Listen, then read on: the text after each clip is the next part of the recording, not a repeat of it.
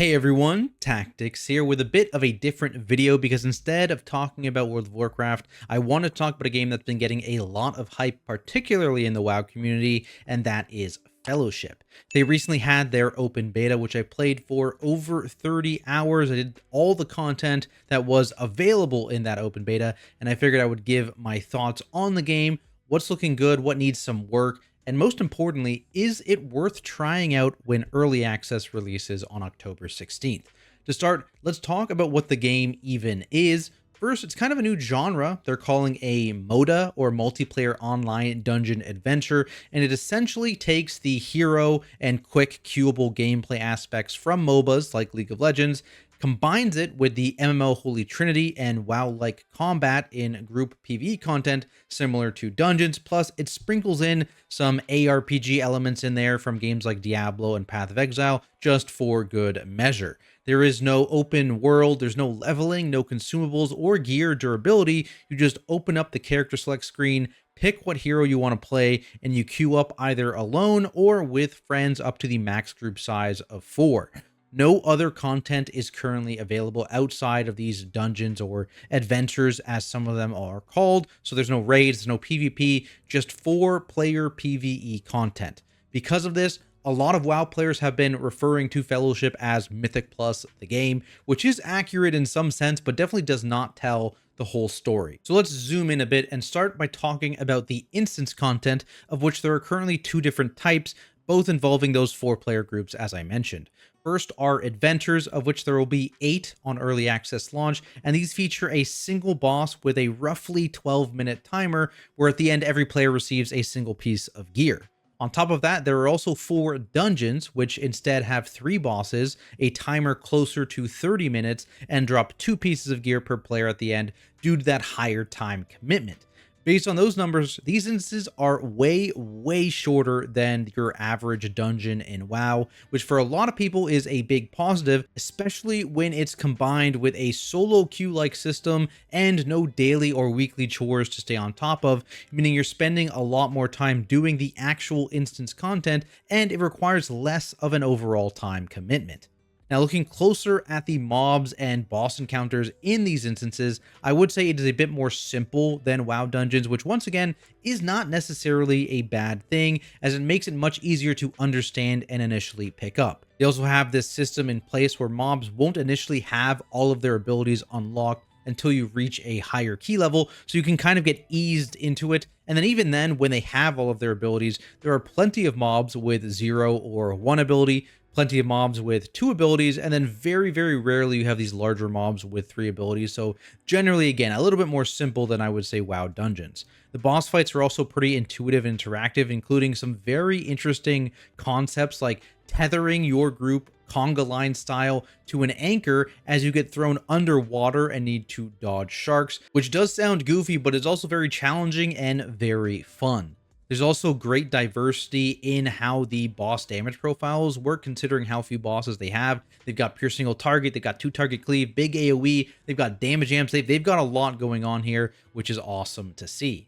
As you progress into higher and higher key levels, you also get some additional affixes that impact these dungeons. I believe there's a pool of 10 total, if I remember right. You'll start with none, you'll move up to 1, and eventually at max you'll have 2 of these active in any given instance. And the big thing for these affixes that I think a lot of people are going to like is that every single one of them is kiss curse in some way. So there's always some positive upside to gain despite having to deal with a given downside. A great example is that they have an affix that is similar to what bursting was in WoW, except this deals a single hit to the group when you kill a mob instead of applying a stacking dot.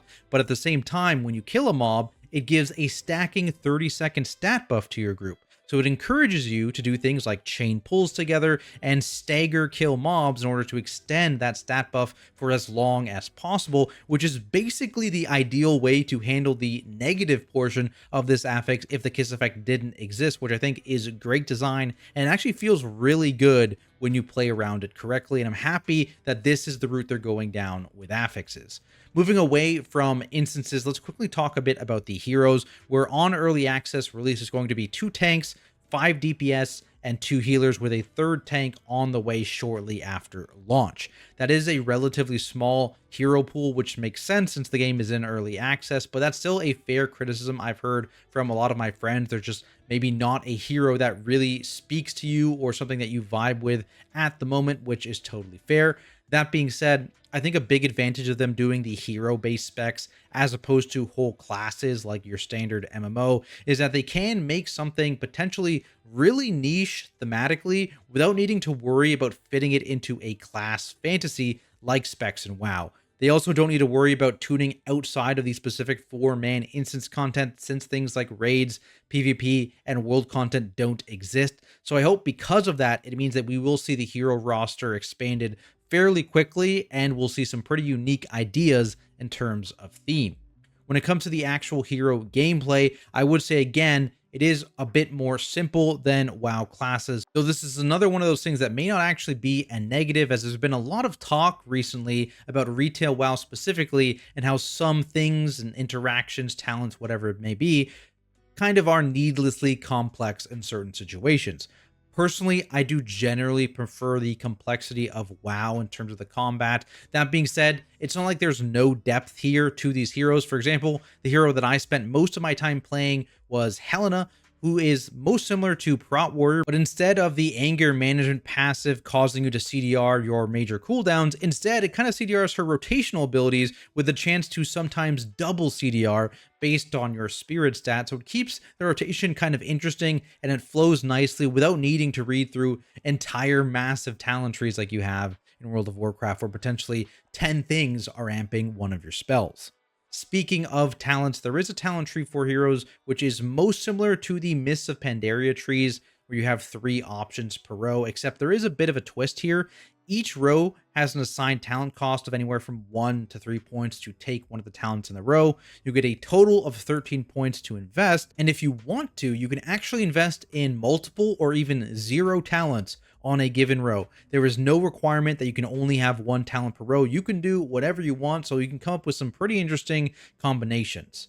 I do have a couple issues with the current talent trees, honestly similar issues to what WoW had when they first introduced their big talent trees back in Dragonflight, and that's related to things like utility or defensive nodes for damage dealers specifically, competing with throughput nodes. For example, again, Helena, the tank character, there's a node that gives move speed for I think 5 seconds when you use a 30-second CD. It's a nice little boost, but am I going to take that over like 20% armor or like 10% magic DR, right? Absolutely not. Similarly, damage dealers have a 10% avoidance node on their tree, which is competing with many other damage related options, which just kind of feels bad in my opinion, especially if there's like really just a talent you need to kind of make your build feel good, but you're also at a key level where you kind of need the 10% avoidance to survive. It's kind of a feels bad trade-off in my opinion, and I'd rather those defensives be rolled into heroes baseline or just removed entirely in instances, be tuned accordingly, and instead give another interesting combat option. On the topic of interesting talent options, I think generally they've done a pretty good job at creating different synergies and builds within the talents. For example, Helena in particular kind of has 3 different builds going on, where you can build something around your AoE hit and shockwave, your shield throw ability, which is kind of like Avengers Shield without the interrupt, or your shield slam ability. That being said, there are definitely some boring ones thrown in there that I think should probably be replaced. Like for Helena, those nodes that I mentioned earlier, 20% armor, 10% flat magic DR, do exist. These are very strong nodes throughput-wise, but they're just kind of boring and not really interesting to take. I'm not going to pass up on them because they're boring, since the throughput is so strong for a tank player, but I'd much rather have something tied to my actual abilities in these trees, as opposed to just passives that have no gameplay interactions. Moving on to character progression, there is some unlocking of those talents that I mentioned, as well as cooldown abilities just by playing the game, but the vast majority of your playtime is going to be spent going after gear upgrades, which is where you can see a lot of the ARPG influences, as drops are very plentiful and you have some straightforward crafting mechanics to upgrade your current gear, assist with bad luck in certain slots, or even help you to hunt a very specific piece. Maybe if you want a specific stat combination, or you're hunting for a pair of set shoulders to get a bonus, as an example. For me, this gear progression felt really, really good because there was almost always some type of upgrade available in a given dungeon. And even if you ended up getting a piece of loot that wasn't one of those upgrades, you could just scrap it and use the currency you gained from scrapping to upgrade one of the pieces that you already had equipped. Or you could save it to craft on later and maybe get something you do need using that crafting system that I mentioned. This does, of course, have a ceiling where, once again, that's kind of where I'm getting the ARPG vibes. Eventually, those upgrades are going to run dry. It'll slow down a lot. That being said, over the course of my 30 hours played on open beta, I still wasn't quite at that gear limit at the end of my playtime. And the early access gear limit is actually going up an entire rarity tier over the open beta. So you're going to get a solid amount of gameplay with that really nice gearing system before you hit those diminishing returns. They've also made some cool decisions when it comes to gearing. As I mentioned, there are several set bonuses available, most of which only require 2 pieces to actually get the benefits of the set. So you can kind of mix and match these bonuses depending on what are best for your hero. Weapons remain an extremely important slot in Fellowship, as when you progress up a rarity, they actually gain new features. So when you get a blue weapon, or what the game calls adept level, it gains an on-use ability. And then when you move up to an epic or champion level weapon, it actually gains this passive skill tree, which does things like grant defensive boosts, stat procs, or even CDRs that weapon abilities. So moving up a weapon tier is always a huge power boost and very hype. They also have an interesting gear slot in relics, which is essentially what would be trinkets in WoW, except these all have on-use effects with some sort of utility. So things like battle res, group movement speed, mass dispel, shroud, all of these exist as relics that any hero can wear. So it allows your group to potentially think of some interesting strategies and pulls that can be done regardless of your hero comp, and instead just requires the right relics. Of course, there's a couple downsides to that. One, you need to actually get the relic you want to drop, which can be hit or miss. For example, I think I was using a green battle res relic for the entire duration of my open beta playthrough, even when I was in full epic gear otherwise. So, a little bit frustrating if you don't get your drop. Other than that, though, there are some effects that relics currently have that I think they probably shouldn't. The big one for me is mana and health potions, which in particularly feels bad for specifically tanks and healers. So it would be cool to see those in particular maybe made into either a standard ability or even just given its own hot gear slot, something like that. But otherwise, I think these relics are a really smart and interesting gearing choice. For late game stuff, they also have legendary items, which I would say function kind of similarly to Legion legendaries, where they can drop off any form of content once you hit a certain level. I think there's 3 of these effects per hero, and they all drop on a static slot and can be pretty impactful in terms of how they adjust your gameplay and even your talent build.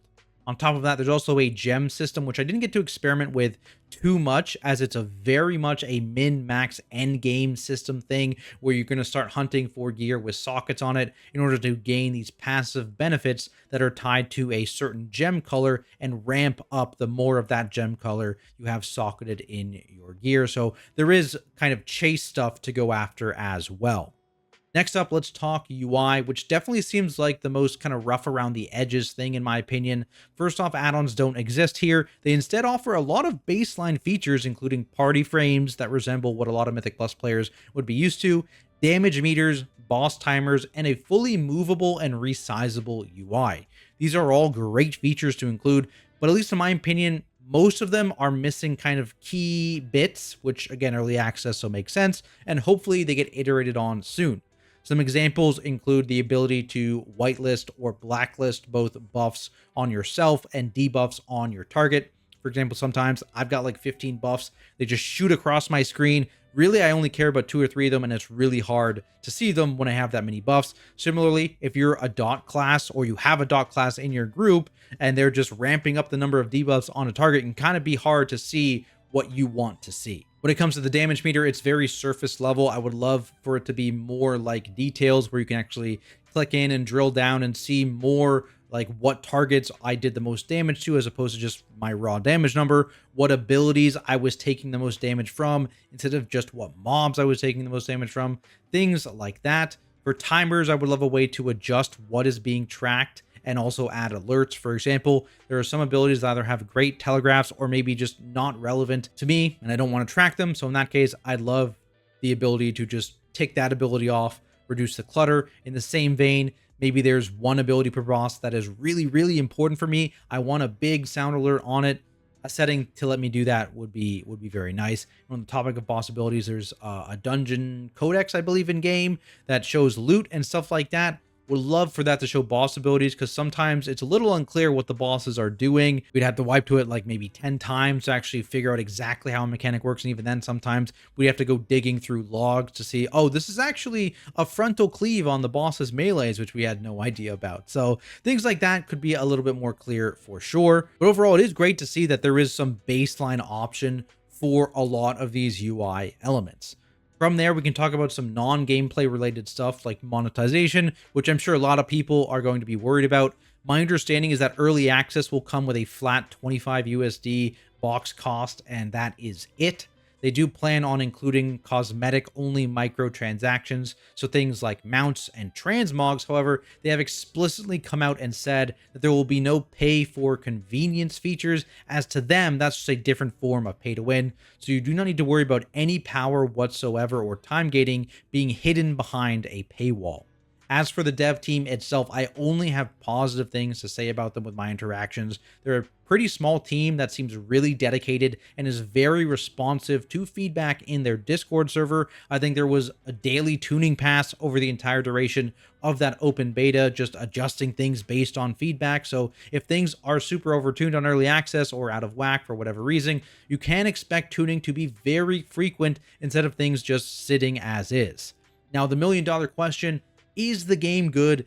Is it worth picking up? And to that, I'd say if you're someone who likes Mythic Plus or just MMO combat in general, if you're someone who enjoys the seasonal rush of ARPGs, or just someone who's looking for something to do while there's some downtime in the WoW patch, then I think this game is definitely worth the $25 box cost to try out in early access. Overall, I personally had an amazing time playing this game on open beta and will definitely be playing again when early access drops. Is this a WoW killer, as some people have been saying?